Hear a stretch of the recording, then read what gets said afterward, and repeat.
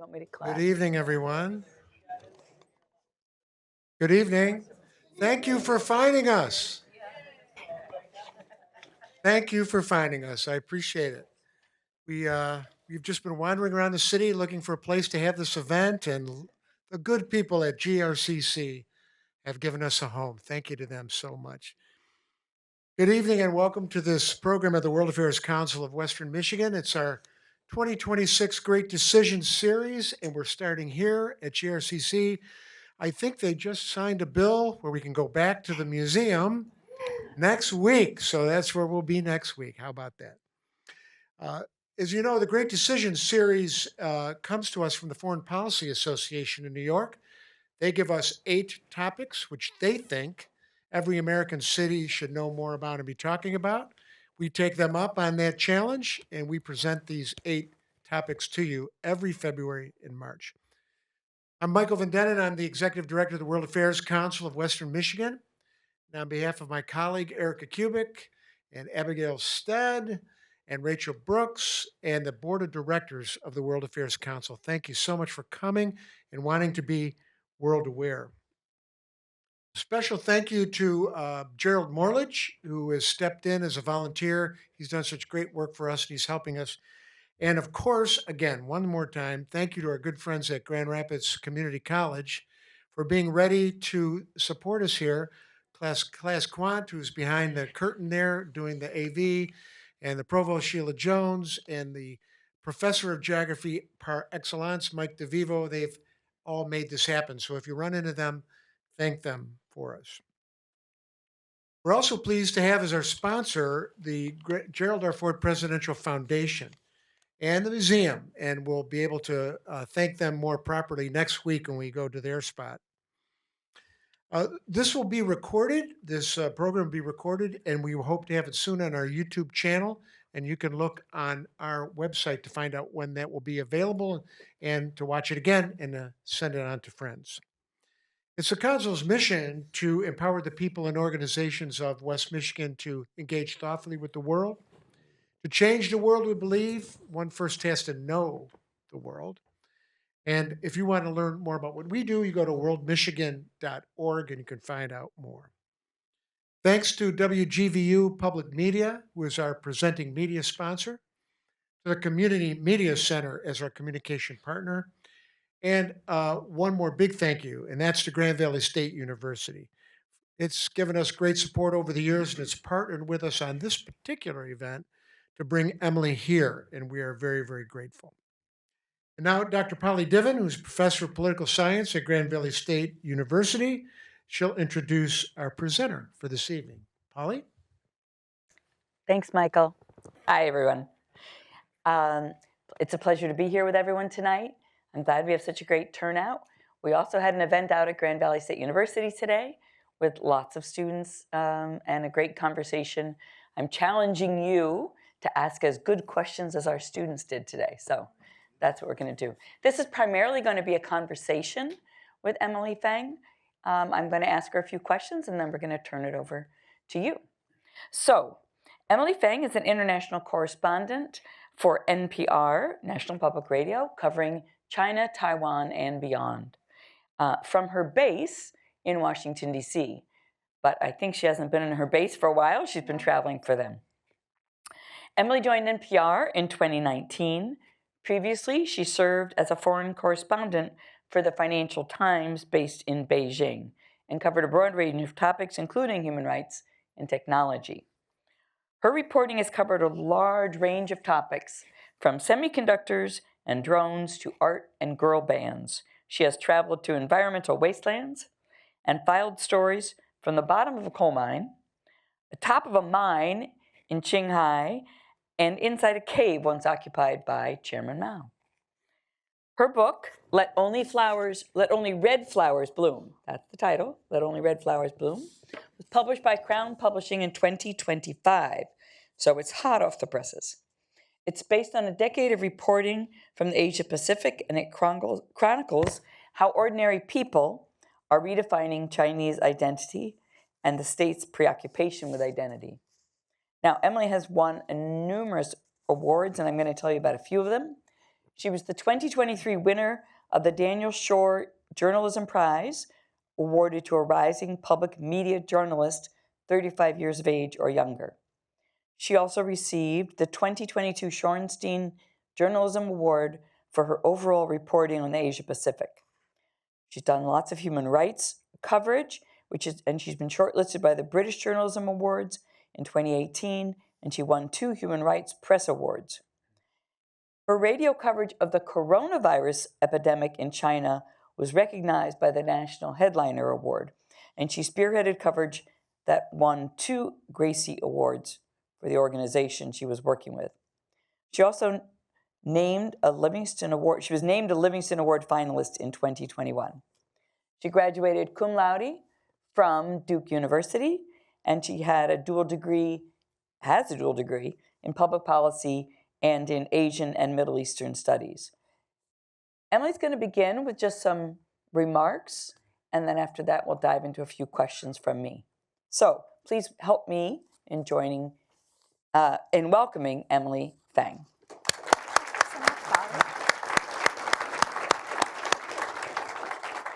It is wonderful to be here. I'm very, very flattered that so many people have turned out on a cold evening to come hear us talk, Polly. That was a really extensive biography. I don't even like hearing myself speak, which is a problem in radio, so I squirm a little bit when I always hear that introduction. But I wanted to begin a bit about why I wrote this book and some of the stories that I cover in it, and the China that I lived in for the 8 or so years that I was there, first for a newspaper, then for NPR, and then the 2 years that I spent in Taiwan. This book began because I realized all the stories that I love so much covering from China, beyond the headlines of foreign policy, economics, politics, were in some way about identity, about how people thought of themselves, but also how the state, I had noticed, had become increasingly preoccupied with what China represented, who got to be counted as Chinese, and what that meant as the party state became more and more powerful in the years that I lived in China. I moved to Beijing July 2015, and looking back, I realized that I moved there the week after something called the 709 crackdown, which is named after the date, July 9th, 2015. I think I moved to China July 13th, so a few days after this happened. And it was the roundup of almost 400 human rights and civil rights lawyers in China.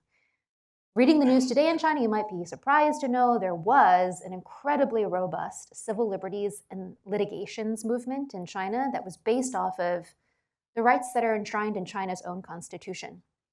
And starting in the early 2000s, these mostly Chinese, but also often Western-trained Chinese lawyers and professors were looking at China's own laws and arguing environmental rights cases, cases about women's rights and reproductive rights, property rights cases, and also some cases about politics, about political reform itself, based on Chinese laws and having some success. But anyways, a lot of them were arrested and eventually debarred, their licenses taken away.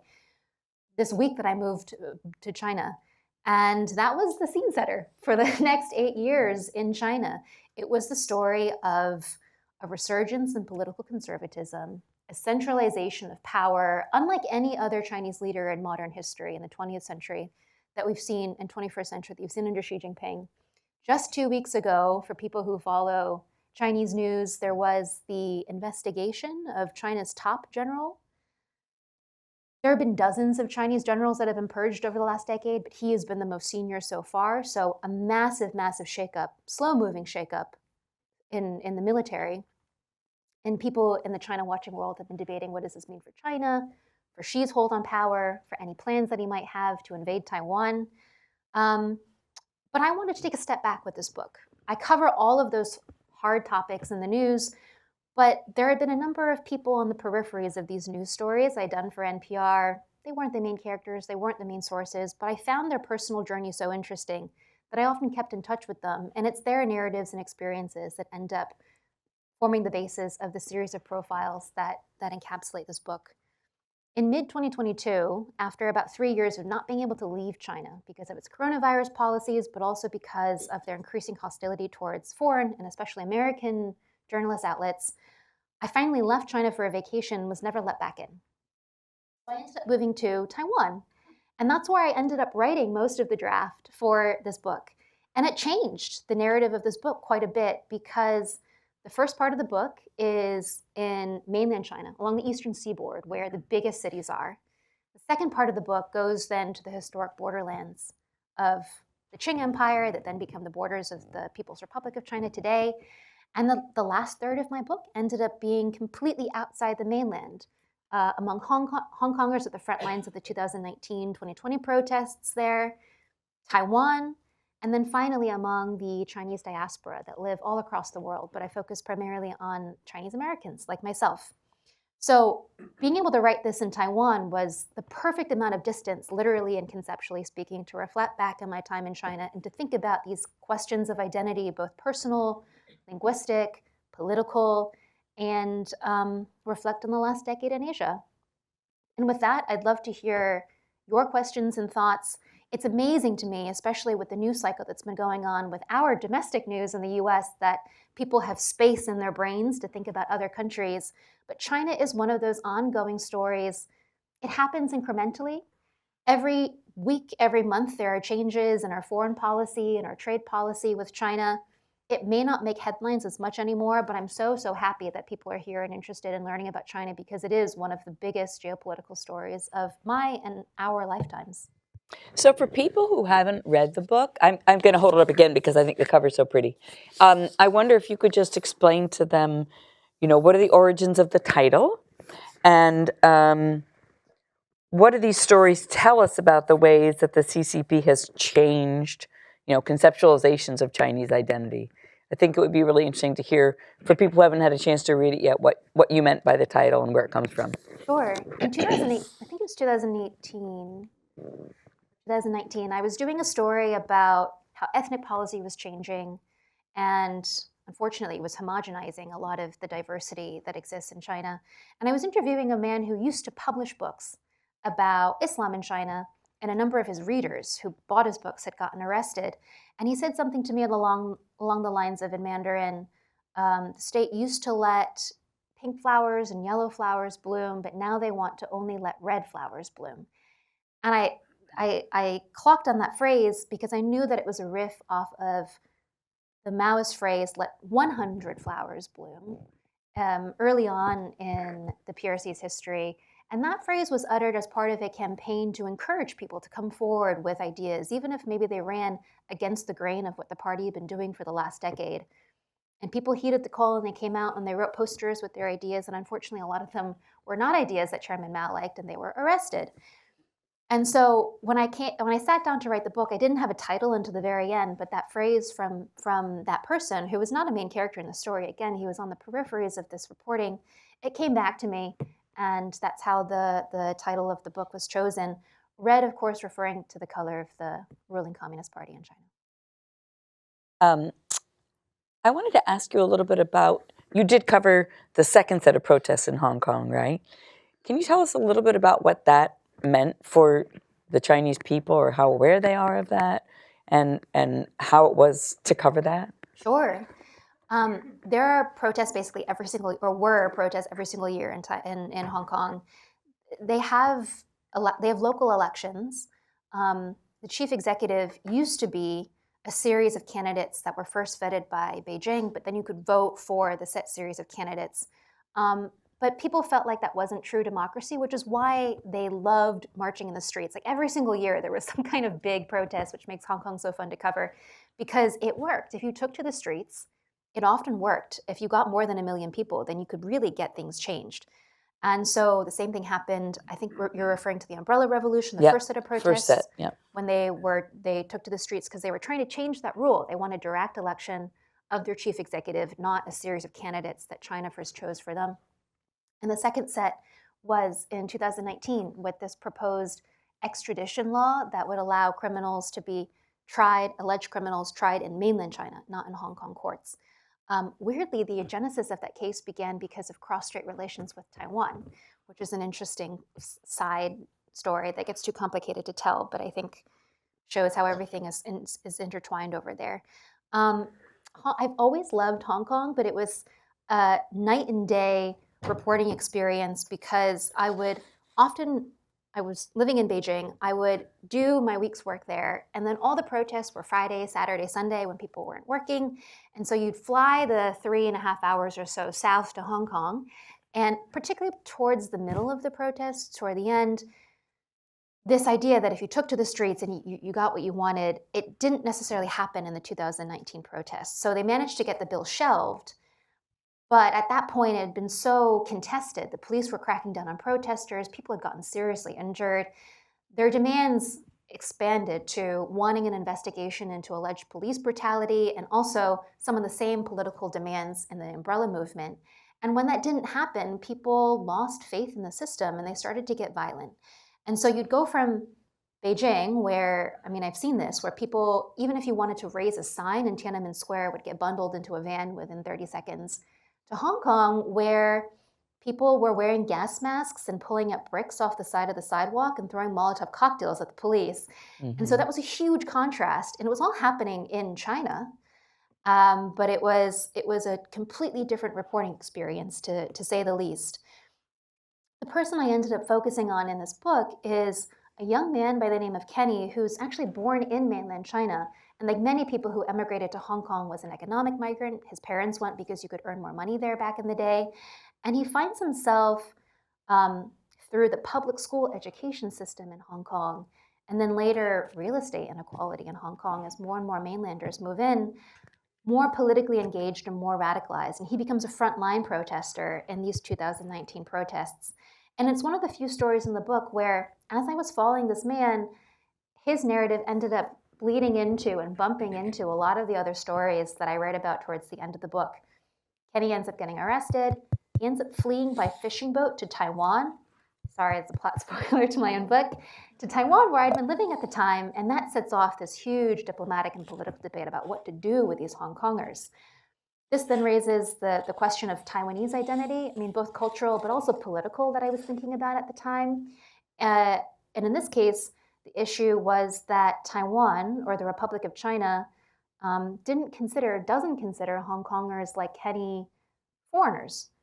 Because technically the Republic of China, Taiwan considers its borders not just the island of Taiwan, but also all of the People's Republic of China and the country of Mongolia. So if you're coming from Hong Kong, you're coming from another Taiwanese province, technically, according to the government of Taiwan. And then Kenny ends up moving to the US. And so he's now part of the Chinese diaspora that I've been so fascinated by and that I end with in the book. Great. Do you feel like, well, you've written about the identities of Chinese and described it as, let only red flowers bloom, but you've also discussed Taiwanese identity to some extent and also the diaspora identity. Do you feel like there's essentially a different identity of Chinese in Taiwan versus Chinese on the mainland? I think that so it's a difficult and complicated issue. And you'll find Taiwanese who will say, I'm not Chinese at all, it's different, I'm only Taiwanese. You'll find Taiwanese who say, I'm both Chinese and Taiwanese, but what they mean by Chinese can differ. And you will find a very, very, very, very small number of Taiwanese who say, I'm only Chinese. And according to most Chinese people, unfortunately, because of COVID, a lot of these travel and educational links have been cut and never resumed. You'll find most Chinese people who haven't been to Taiwan will say, we're all Chinese. And in fact, the Chinese phrase for Taiwanese in the political context is people of the same womb. So literally, we're of the same flesh and blood. We have shared the same womb. I mean, in short, I think that there is a lot of stuff in Taiwanese culture that can be considered Chinese, that has come from China. There's, almost 7 centuries of migration between the two places. Mm-hmm. There's also a lot that's different, that comes from other places. Southeast Asia, the indigenous culture in Taiwan, centuries of colonization by Western powers as well, a huge Japanese influence that continues to this day because of a long history of Japanese colonization. It's, Taiwan was spent longer as a Japanese colony than it did as Republic of China. So it's a conversation. There's definitely stuff that came from China. There's stuff that came from other places. And likewise, Taiwan also influences Chinese culture. A huge amount of pop culture to this day comes from Taiwan. It's an incredibly prolific cultural powerhouse. And I think that comes down to the fact that it's so diverse and has become a democracy in the 90s. And so Chinese people, to this day, consume a lot of Taiwanese content.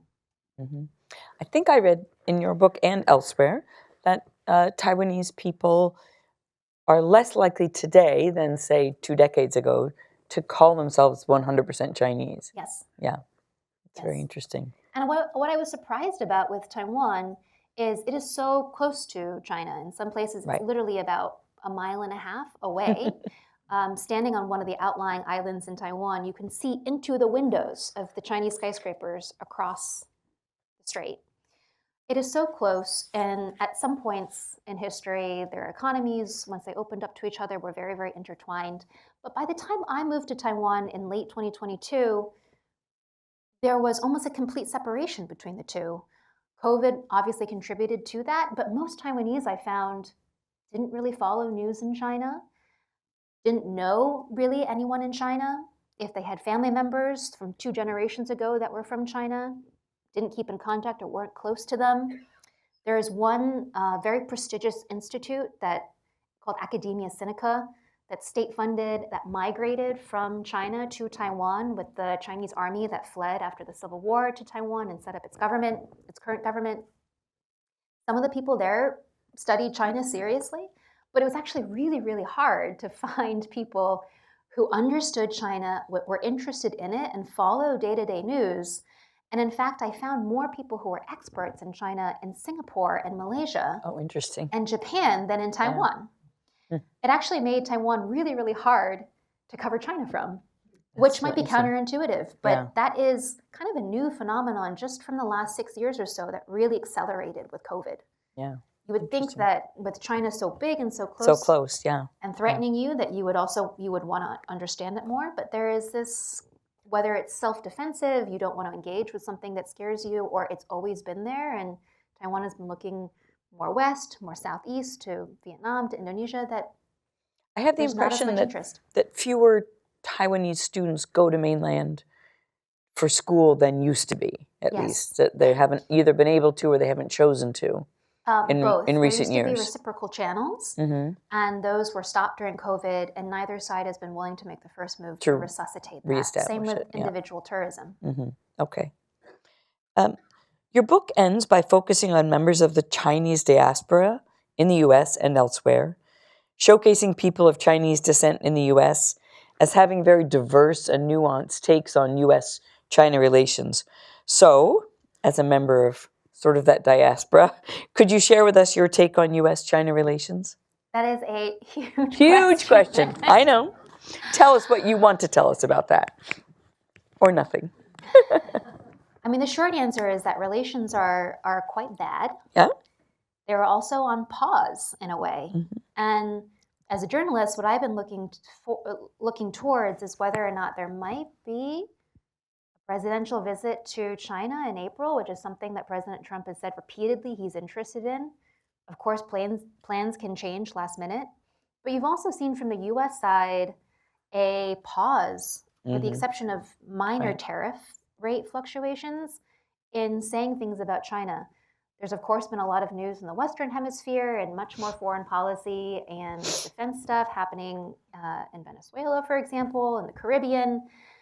But I think what really scared the U.S. off was the Chinese Commerce Ministry's threats about rare earth product exports. That really, yeah. And all of us have been reporting on it, but I think it's difficult to underscore just how much that scared the U.S. Interesting. And so since then, both sides have been treading water and buying time.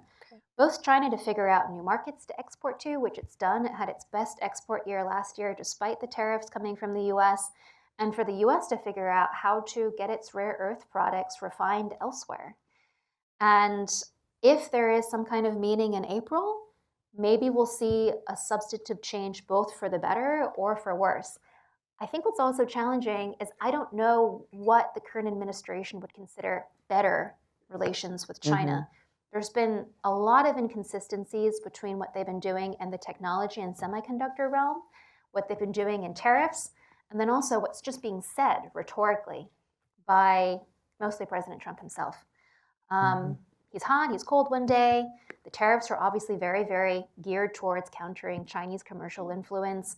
But then a lot of the tech policy has undone a lot of the protections to American semiconductor technology that were put in place during the last administration.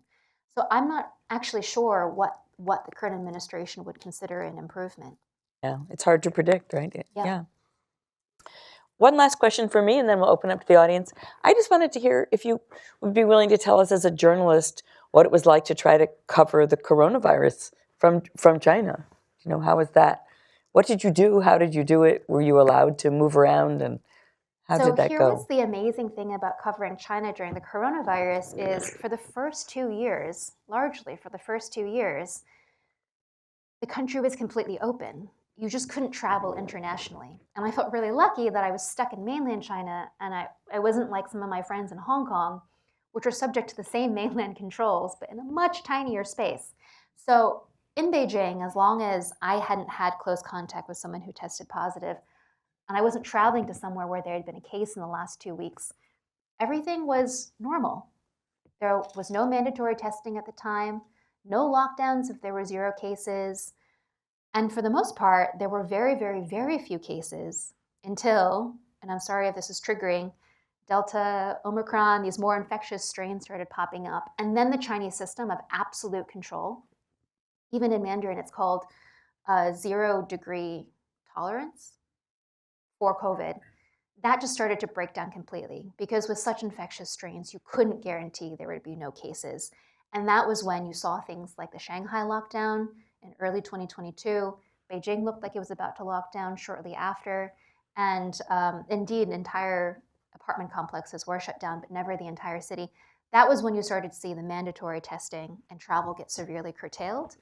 But other than not being able to go home, I had reign over this huge, diverse country, with the exception of Tibet and Xinjiang. So again, there's a lot of caveats. That's a lot of landmass. But that you could still ride the train and do your grocery shopping and all that sort of thing. You could take trains. You could go take planes everywhere. Businesses reopened after the first month of the pandemic in mainland China, and with no international travel allowed, I just focused completely on covering the country. So it was a time of it was really, really wonderful reporting, but it was difficult. I don't want to sugarcoat. It was fun because it was challenging. Because COVID was a public health problem that the Chinese solved through very, very effective surveillance, essentially, and data collection. It also meant that it was very easy to track reporters. And there were fewer and fewer reporters who were in the country at the time. Even by 2020, there was a wave of expulsion of American reporters, and then a second in 2020 as well. And then NPR never had expulsions, but there was a wave of investigations. We were financially audited. We were politically investigated. That takes time and energy, as you can imagine, away from reporting. And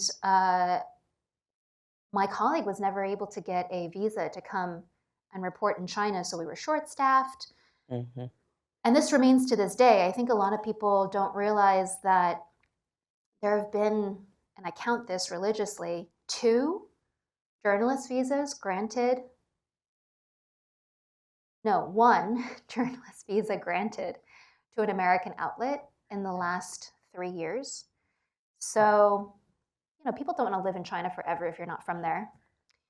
They do their 5, 6, 7 years, and they move, and it's impossible to bring their replacements in. So we've seen the American press corps in China, or at least journalists who are covering China for an American news outlet, drop by 2/3 over the last 6 years. And that means that when you're covering the news, you have to prioritize. You're probably only going to cover the big ticket items, and you're not going to have time to do feature stories, in-depth investigations, culture and society stories, because what moves market, what sells papers is often economics and politics. And so, yes, there's a lot that we misunderstand about China. China often complains that Americans misrepresent their intentions. I think we do misperceive a lot of what they say they do. But some of it comes down to the fact that China doesn't allow journalists into the country. And they would get a better representation if they just relaxed. Yeah, very interesting. I would say that to them all the time. Obviously it didn't work. Yeah, very interesting. Thank you. Okay, do you want to speak up, Em? Erica. Yeah, let's see. Okay, the mic is hot. Thank you so much. And let's give Emily a round of applause before we get into audience questions. Wasn't that a great conversation? I can't wait to hear you adding to it. Raise your hand and I'll pass the mic around. My colleague Michael will as well. But if you are shy or you are worried that I'll be able to get to you, you can also text your question to me at 616-308-6560. Thank you. Two unrelated questions. One, if you could comment on the Uyghurs. And the second one, is China concerned about the international consequences should they decide to take any military or political actions against Taiwan? Xinjiang, the region where most Uyghurs still live, was one of the big stories when I was in China. And it's fascinating to me. I say this only because it wasn't on the radar of most people for a while. You know, there were big, fatal race riots there in 2009, and then it kind of fell off the map like Tibet, the map of coverage. And then I had backpacked through as a tourist. I'd already moved to Beijing, but I'd gone on a vacation to Xinjiang in 2016 and loved it. I mean, it challenged every conception of what I thought Chinese was. What I mean by that is I'm ethnically Han Chinese. It's the biggest ethnic group in China. And I never considered myself as such. It wasn't a meaningful identifier. But when you go to Xinjiang, the majority of people are still Uyghur. Some of them are Hui Muslim, some of them are Kazakh, but about 60% are Uyghur. They used to be more than 90%, but more and more Han people have moved in. And most of them, because they're educated in the Chinese system, speak and read Chinese much better than I do. But there is a dual track of treatment there. We would go through checkpoints, and every major road has 2 checkpoints when you get on, when you get off. And I would get waved through without being checked, and every Uyghur would have to stop, open their car, get checked. Going to gas stations, you have to wait in line and present ID to get gas. It's a much longer line for Uyghurs than it is for Han people. In certain cities, if you're trying to buy a kitchen knife, for example, you have to present ID. And if you're Uyghur, they may decide not to sell it to you. Going to the airport, getting dropped off by my Uyghur taxi driver, he would have to get out of the car and be searched physically. But me driving the car, I would have no issue. And if I were his passenger, I had no issue either. So for the first time, I really, really felt like I was seen as Chinese in a certain way. And in a kind of unconscious American way, I assumed Uyghurs, as Chinese citizens, educated in the Chinese system, born in what is now the PRC's borders, would also be considered Chinese. But they were treated like second-class citizens. They still are. So I became very, very interested in the region. And shortly after taking that trip, I started hearing from people who I'd met on that trip that was purely for fun about how people were disappearing again. And that was the beginning of my reporting on the detention centers, what China would later call re-education centers, they never called them camps, that they built for mostly Uyghurs, but also other minorities in the region. And then that resulted in also people getting sent to prison and mass arrests. That was an ongoing theme, and it continues to this day. You know, it spiraled into a huge geopolitical story, as you know, because Western governments, including the US, started sanctioning Chinese officials over these detentions and arrests.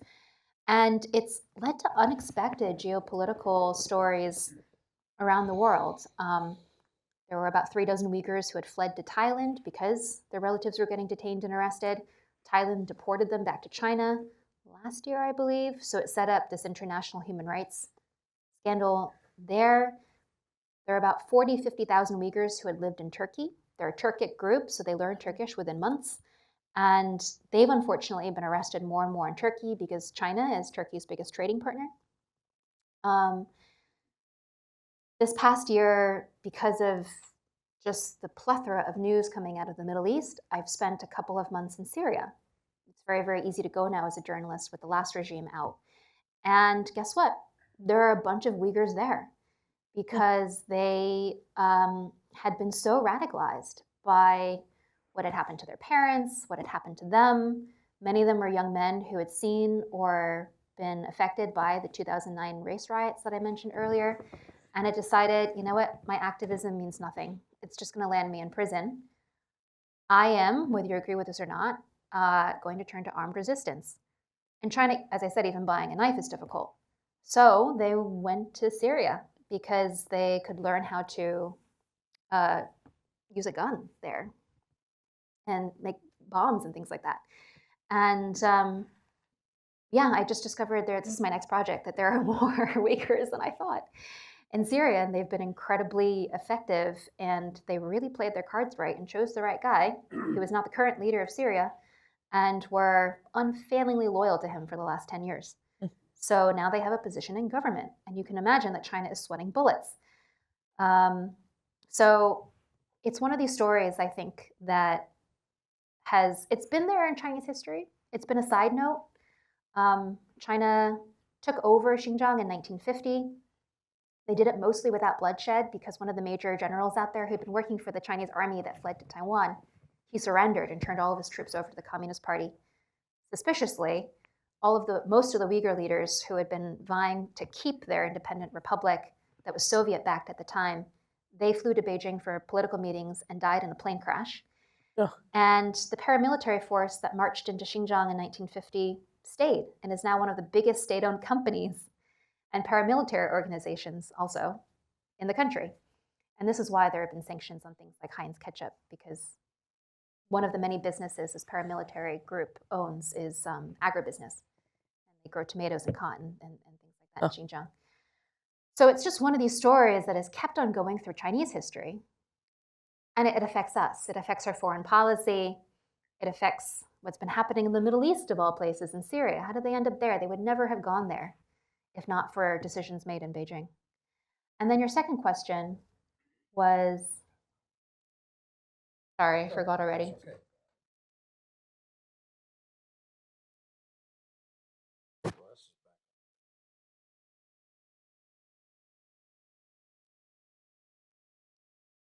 Would there be any military repercussions? Yeah.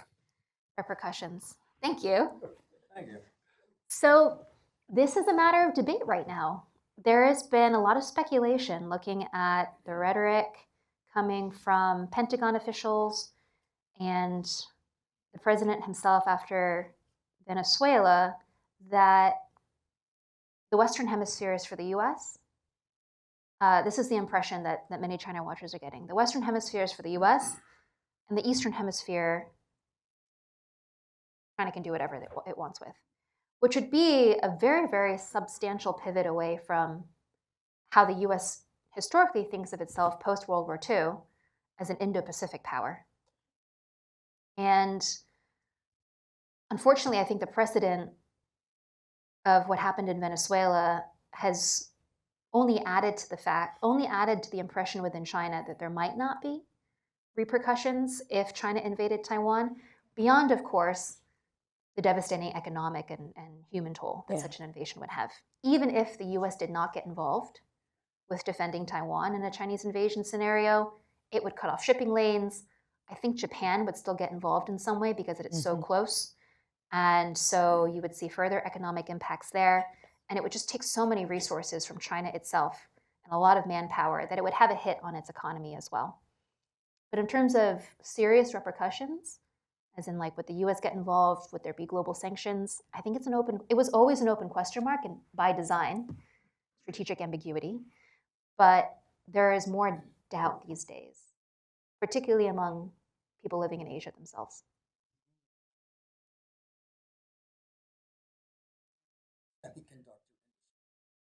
If China invaded, it would be cut off from the US anyways.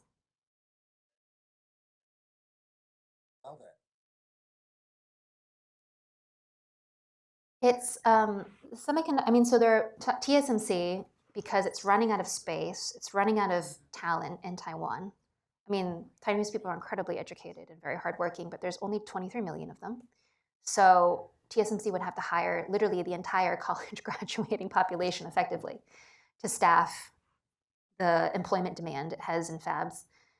It's building them in the US. It's also, by building them in the US, winning political capital. But while it's building many of its most commercially in-demand chips outside of Taiwan these days, It's been really, really hard moving the small subset of the most advanced, most small chips that are all exclusively made in Taiwan to this day. Even if Taiwan wanted to move that production to the US, I think it would take a very, very long time to do so, because it's not just the machinery and it's not just hiring the right people, it's making them all work together 24/7. They never stop, even during earthquakes, and there's many, many, many in Taiwan. Um, Even during floods, they keep going, and they've perfected this because you need extremely high efficiency for any of this to be profitable.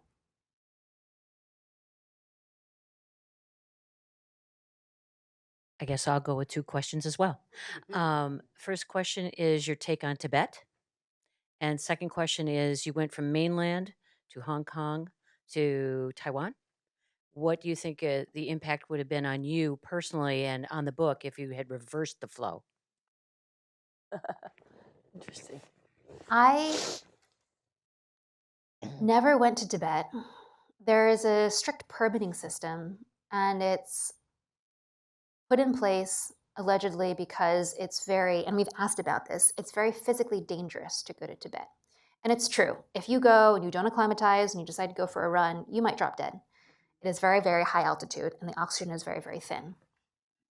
Even as a tourist, you would have to go with a licensed tour group. And part of that is for safety, but it's also because they do want to keep people in groups that they can monitor.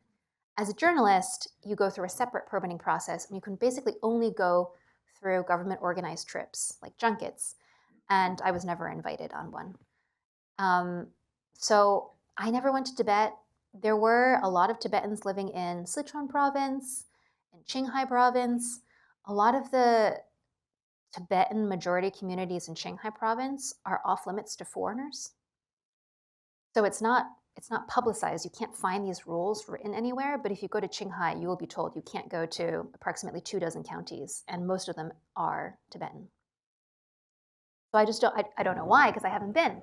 Maybe something happened. Who knows? But there are also now so few Tibetans coming out of Tibet. And the Tibetan exile community in India is so far removed time-wise. I mean, they used to get a lot of people who would escape from Tibet over the mountains into India, but that's really slowed to a trickle. I wonder who the last person actually they received was. All this means is that there's not really any firsthand information about Tibet. And it's one of my big regrets that I wasn't able to report from Tibet. And it's been actually really, really effective for China that it's almost completely erased coverage of Tibet from foreign news coverage simply by making it impossible to travel there. There's great human rights investigations and open source investigations into education, into policing there, but it's mostly based on a handful of anonymized accounts and what the Chinese government itself publishes, which is often not a very sexy news story, to recycle government memos. So yeah, I don't know much about it. I read as much as possible and what writers in exile say, but it's not firsthand. And the second question was, remind me. What if you went the other way I around? think that it's a funny question. I really chafed at living in Taiwan, and it was because I lived in China first, this massive, diverse country of many different languages and many different kinds of people and many religions and many political views, and that's all there in Taiwan as well, in different configurations, but in miniature. And Taiwanese people are very happy with their lives, and it's a very, very slow-moving place, and it was very hard for me to adjust. I have heard the opposite. I have several friends who have lived in Taiwan for the purpose of applying for visas to get to China and to learn Mandarin Chinese and move to China one day. And they fall in love with Taiwan so much that they don't want to go to China. So I think if I'd gone to Taiwan first, I would have just stayed there. And that would have been my interest. But because I had started in China first, I found Taiwan incredibly slow and sometimes, frankly, boring. And I look back at my 2 years there with a lot of nostalgia. It was a wonderful, wonderful place, and I did a lot of personal healing there. But I miss China every day. My name's Chris Wilson. Thanks for being here. Um, I may be extending the theme here, but I wonder if you could expand a little bit on the issue of ethnicity in cultural political identity in China. Your reporting and that of others helps us understand the Uyghur situation, the Tibet situation. But is there a broader effort to diminish other non-Han Chinese communities, and could you talk about what that might look like? There are officially 56 ethnicities in China, and that's semi artificial. It's based on anthropologists going out and doing surveys post 1949 and really getting inspired by Soviet ethnic policy at the time of creating mini nations, understanding different cultures as kind of individual nations of sorts within the country and giving them some cultural autonomy but no political autonomy. And so they, at the same time, also took a number of smaller communities and just lumped them all together and made them one ethnic group. So this is what I mean by semi-artificial. It is partially a new construction of just the 20th century. But although these are minorities, they have a huge impact on the cultural and the cultural life of China to this day, and influence the development, of course, and the history of northwest of China in particular, but also the south, the west. And I was so fascinated by these people at the geographic margins of China, which is why I tried to spend as much time out there as possible. I've talked a bit about the Uyghurs, and there is one profile of a Uyghur family in the book. But I also became very, very fascinated by the Hui Muslims. So this is less of an ethnic group, but rather kind of just anyone who is born into a Muslim family and doesn't belong to one of the other ethnic minorities is essentially considered a Hui Muslim in China. I was very, very interested by them because they have no distinguishing aesthetic difference to a Han person. They don't have their own language. In some places they do, kind of like a combination of local dialects. But they, for the most part, don't have a distinct language. They're just considered Muslims. So I got very interested in them. And the titular chapter in this book actually is about a Hui Muslim and his attempts to be, in his mind, both Chinese and Muslim, and trying to make those fully compatible with one another. And I also got very, very interested in Mongolians. Because of dynamics with the then Soviet Union, Northern Mongolia broke off and became Mongolia, the country, and Southern Mongolia became Inner Mongolia, the Chinese province.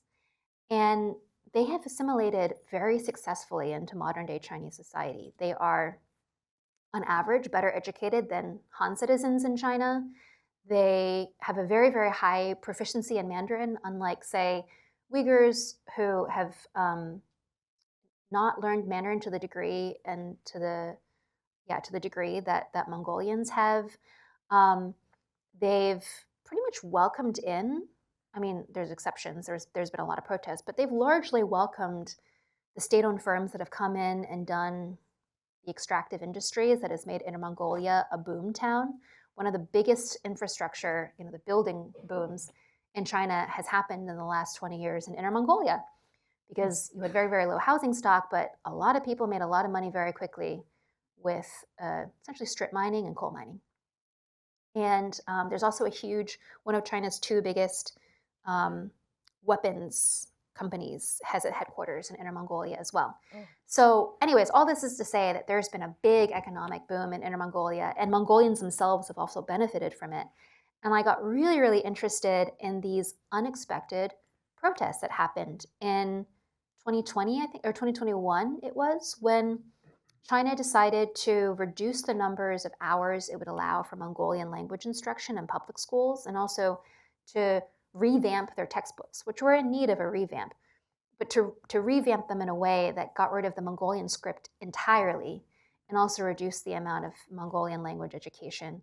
I mean, it was great that they allowed Mongolian education in the first place. They really haven't in Tibet and in Xinjiang, but they allowed it to a much higher degree in Mongolia up to the present day. And a lot of Mongolian parents took to the streets and protested. And it was just so surprising because, and this is an inaccurate description, but I call them in the book the model minority. It was so surprising to me that this ethnic group that had been touted for so long as the model minority, as the poster child of assimilation to Han culture in China, cared so much about a textbook change. But it was about their language ultimately. And again, I think what's really stuck with me in reporting this book is identity is one of those things that you cannot regulate, or you can't regulate in ways that are expected. You might be able to contain and constrain identity for short periods of time, but it'll morph and it'll mutate in unexpected ways. And the story about Uyghurs, I think, is the perfect example of that, where I think it's actually created a much bigger problem now for the Chinese government. But this was certainly true of Mongolians. They had been pretty much on board with the party's plan for Inner Mongolia until their language was threatened. A bunch of people got arrested. The textbook changes when onwards as usual. Hi. I am curious how you see like Chinese identity with respect to the rest of the world. So I think we hear a lot about China trying to become independent of the United States and some of that through the diversification of relationships with other countries. And you mentioned Syria and Turkey. I'm just curious in terms of if that's like something that sits within the government, if that's something that kind of uh, is part of the cultural identity of Chinese people. Kind of like in the US, it's not just the government that thinks that we're a superpower, but that's kind of been part of the ethos of American culture. I'm interested in whether that's kind of permeated through China or if that's kind of something that still stays in the political realm. That's interesting.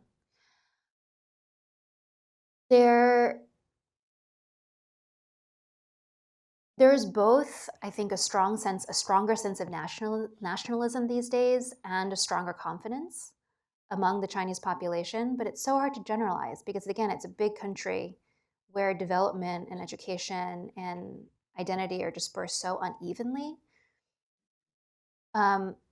Certainly, in among the ruling class, people in the party at senior levels and in foreign policy schools have been using this phrase for the last, I mean, it's like 7 or 8 years at this point, what they call big country mentality, um,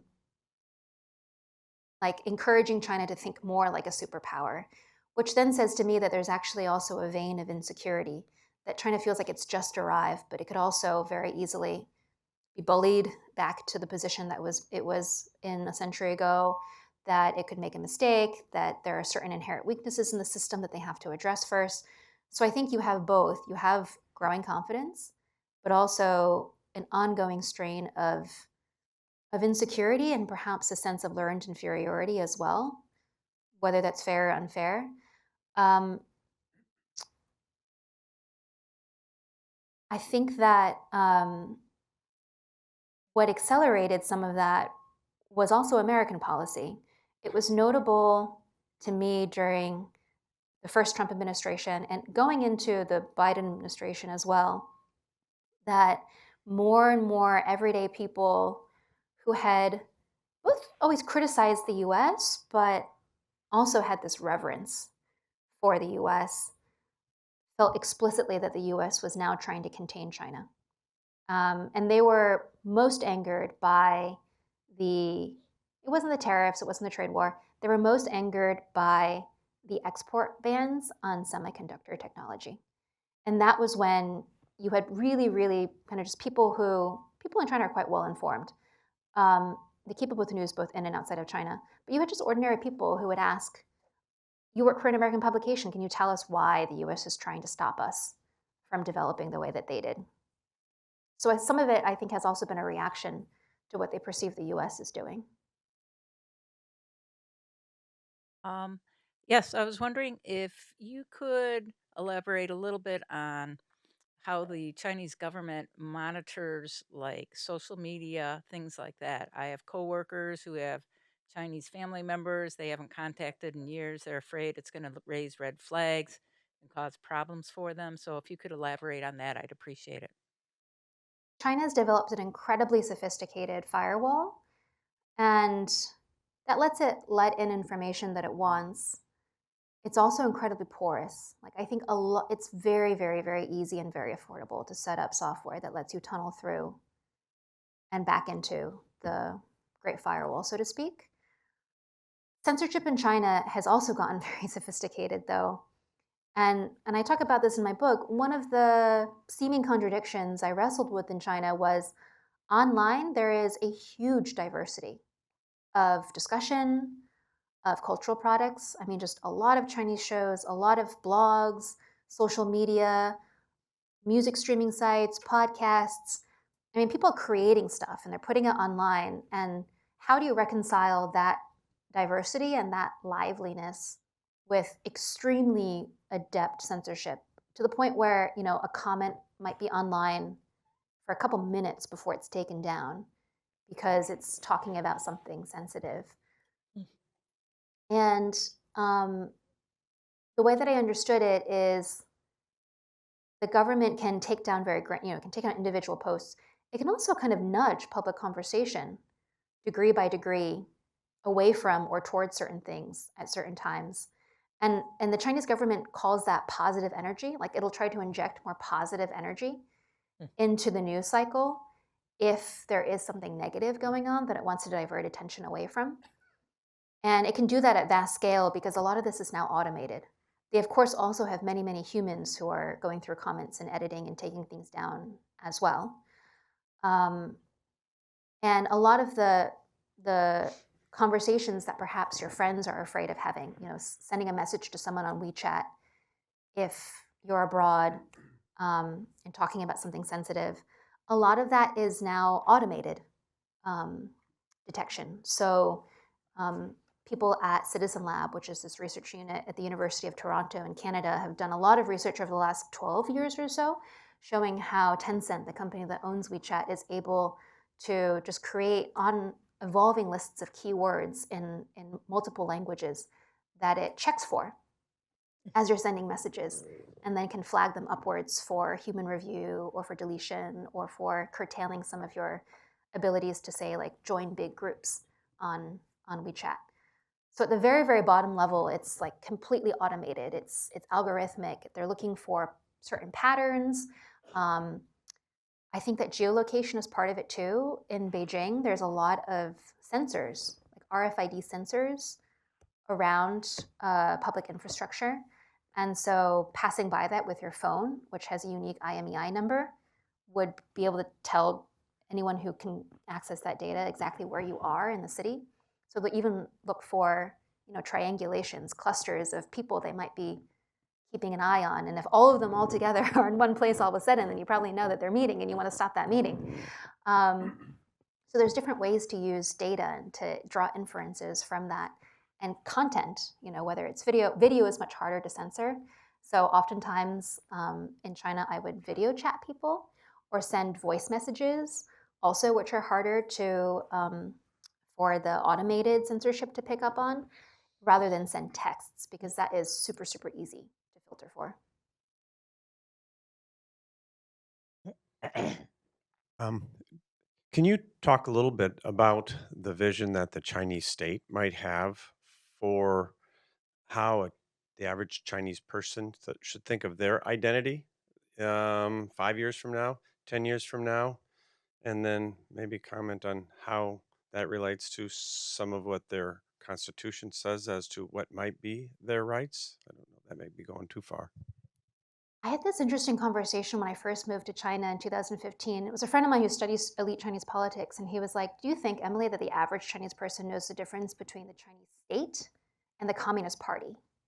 Like, do they think of them as one thing? Do they think of them as distinctive things? Do they only think of the state and like not think about the party whatsoever?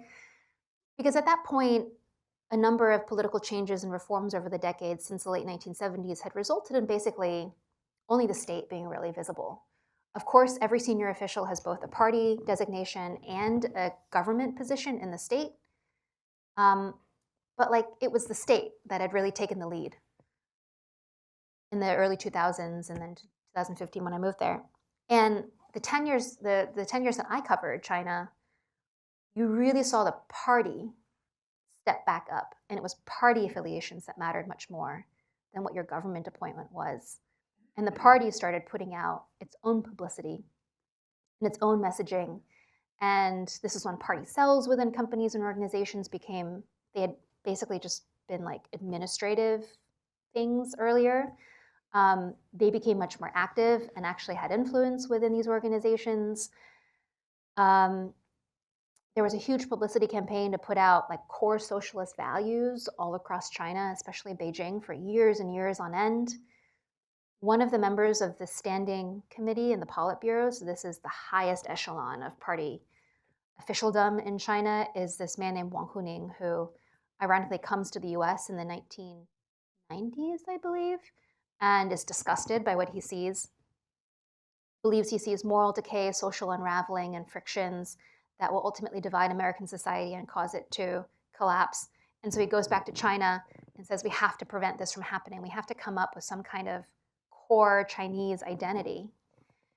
I don't really go about this in the book because it's too technical, but I find him so fascinating because he's kind of like the Rasputin to China. And so more and more so, not only has the party become more visible and more active, and it's by far the much more powerful institution when compared to the government itself, but the party is also much more concerned with identity. And so it's always been a secular, Han, Mandarin Chinese speaking organization. It's incredibly, rigid and hierarchical. It has become more Leninist over the years. But I think when they think of Chinese identity, they're thinking about Han culture, Mandarin culture, loyalty to the party. They are extremely nationalistic in a way, which is not Marxism and Leninism, but it is the socialism that China has created for itself. Very, very nationalistic. And very, very concerned about any kind of alternative power bases that might threaten party control. This is not new, but I think what they consider a threat has expanded. They've also moved away from the last 20 years of really focusing on economic growth quotas as a measure of success to prioritizing national security often in cases much more than economic growth. And this is why I think they've concerned themselves again with the ethnic question of most of our landmass in the PRC is in places that are very, very influenced by ethnic minorities. It's why they've been very concerned, once again, with organized religion in China. I even did a story about a Buddhist organization that had come under investigation and a number of people arrested because Buddhism has seen a spike in popularity, but it's usually kind of a watered down, more spiritual form of Buddhism. But this particular organization had gotten very, very, very well organized and wealthy and was considered a threat. So a number of its people and its top bishop, but its top abbot arrested. They've also started going after, and there are waves of this. This is, again, a lot of stuff in China is not new, it's all cyclical.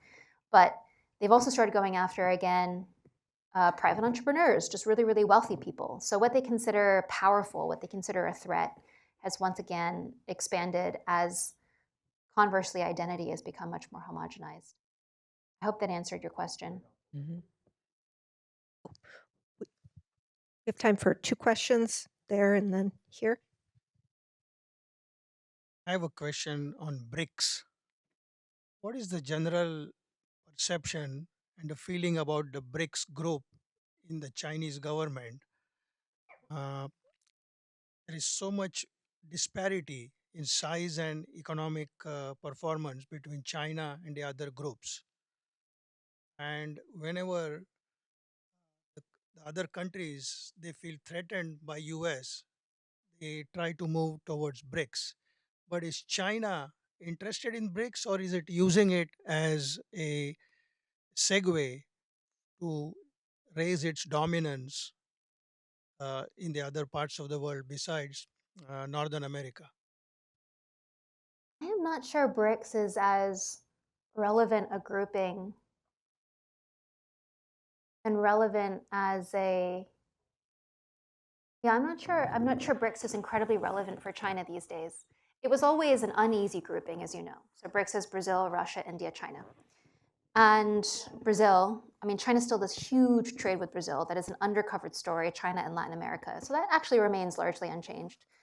China's gotten much closer with Russia ever since the full-scale invasion of Ukraine, but Russia and China are very, very uneasy allies.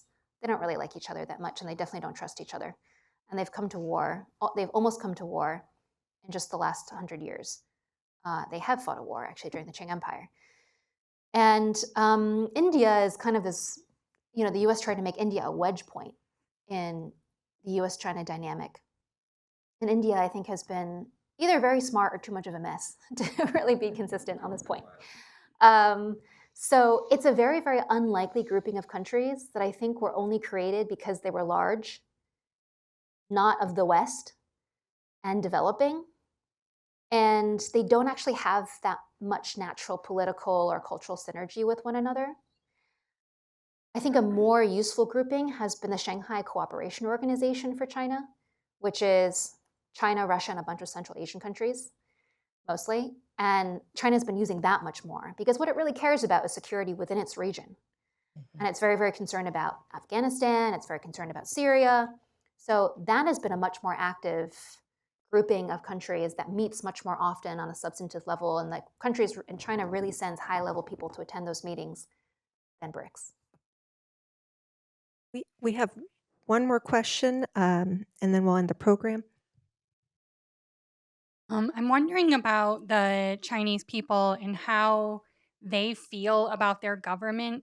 It sounds like there's nationalist sentiment. Is that more at the state level than with the people? It sounds like, I imagine it's very diverse, like you've been saying about a lot of things, but as an American, I'm like, oh my gosh, if you were monitoring my social media and like taking away my kids' tutoring and like saying I can't teach my language at school, like I would not feel happy with my government, and my American sentiment might be lower. So I'm just wondering, like, how do the Chinese people feel about their government? Because it seems really complicated. Yes, and it's a very, very complicated question to try to get at from a social sciences perspective. There are surveys of popular sentiment about the Chinese Communist Party. There hasn't been a recent one done. China's also made it very, very, very difficult to do on-the-ground polls and has made it more sensitive to do online and phone polls as well. It doesn't do any of its own publicly, as far as we know, but it is possible for like researchers and academics to do them. But it's gotten much more sensitive. The last time they did these polls, the communist government was overwhelmingly popular. And I think that there's different ways to look at that. I think that Chinese people have a very different understanding of their government because it is largely not chosen. There was a brief experimentation with trying to get the grassroots level to elect village party committees, and that has completely gone to the wayside since.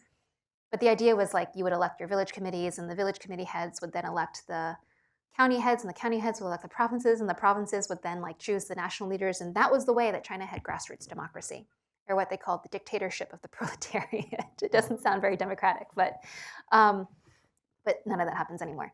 But I think that because it's largely not a chosen government, and I think a lot of Chinese people think of their identity as a civilizational identity rather than one tied to a nation state. Like the nation state is just the most modern incarnation of what is a Chinese civilization.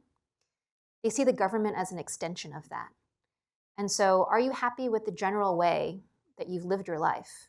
Because the party, and therefore the government, is involved now with all aspects of daily life.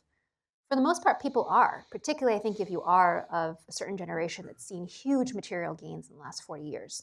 This is less so for younger people, but definitely true, I think, of people who are 40 and above. So people are very satisfied with that. There's also a disjuncture between what people think of the government at the local level and what they think of at the national level. There is, I found, a curious, not always, but a curious correlation, perception that the central government is all wise, and any mistakes that are made in implementation at the local level. So if you have a real grievance, it's not because Xi Jinping somehow made a mistake. There's no possible way that he could make a mistake. It's your corrupt local official who's kicking you out of your home and bulldozing it and not giving you any money. But if only you could get to Beijing and you could tell the leaders in Beijing what was wrong, they would fix it. And that's why you still see petitioners in Beijing, less so now because they're able to stop them from even getting to the capital. But this is why you see people who will travel to China and they'll stand outside of government offices in central Beijing and just shout because they have this belief that as long as the leaders knew about these problems, they would solve them. Mm. I think also the third way the third caveat, so to speak, is most people are apolitical at this point. There's very, very little political imagination because there's been no space and no reason to be politically engaged. You can't really change Chinese politics. In some ways, it's still very, very dynastic, the way that people understand these things. You can move the ship like 1 degree to the left or right, but an individual or a group of people is not going to be able to change Chinese politics. And so people disengage, and they've never thought of a political alternative for China. You can't say that you don't like something if you can't also think of something that would be better. And that lack of political imagination, really the stifling of the ability to have that imagination, also might be why there are pretty high levels of approval for the Chinese state. But the Chinese state's also very smart. I mean, all these people are not representative of the majority of China. Either way that you slice or dice it, if you're an ethnic minority, you're by definition a minority. You might be unhappy, but you're not the majority. You might be a private entrepreneur, and your entire business empire is taken down, but 75% of your colleagues out there are doing fine. Perhaps your internet posts and your social media account were deleted, but the majority of people don't see or feel the censorship that's going on, so they don't do anything about it. Collectively, you might add up all these aggrieved populations, and it might be a majority of people. But on any particular issue, everyone is a minority. And it's very, very hard to collectivize and to communicate these grievances with one another. And so the minority never becomes a majority. What a fascinating end to our conversation. And I bet that this makes you want to rush out and get Let Only Red Flowers Bloom. It's a terrific book, and I encourage you to get it. Now, we were going to have a book sale. The books are at the Ford Museum. So you're going... This is Kafkaesque. You were so well prepared. They were already there, only to be locked in the museum. That's right. So that means you have to come to our next Great Decisions program and buy the book. But in case you would like to have your book signed, we have some book plates out front for Emily to sign so that you can put them on when you finally get the book. And also just an opportunity to ask a question if we didn't get to it during our conversation. So before we give a final round of applause, I have 2 other announcements. Next week, we will likely be at the Ford Museum. We just are waiting for a signature to open up the government, but we will be joined by Dr. Joel Westra, a wonderful faculty member here at Calvin University, who is going to be discussing, can the post-World War II international order survive? If you've seen Dr. Westra moderate for us, you know it will be a great conversation. And then also for this year, we are starting a pilot program where we're hosting 3 daytime lunch and learn programs that will be discussion focused surrounding Great Decisions topics. And the first one will be after Dr. Westra's talk, February 12th, and it will be talking about multilateral institutions. So if you want more, or if you know someone who doesn't like to travel at night, this may be an alternative for them. So we've got some print materials out front with more information, so please grab them if you're interested. And we hope to see you next week. And let's give Emily and Dr. Diven a round of applause. Thank you.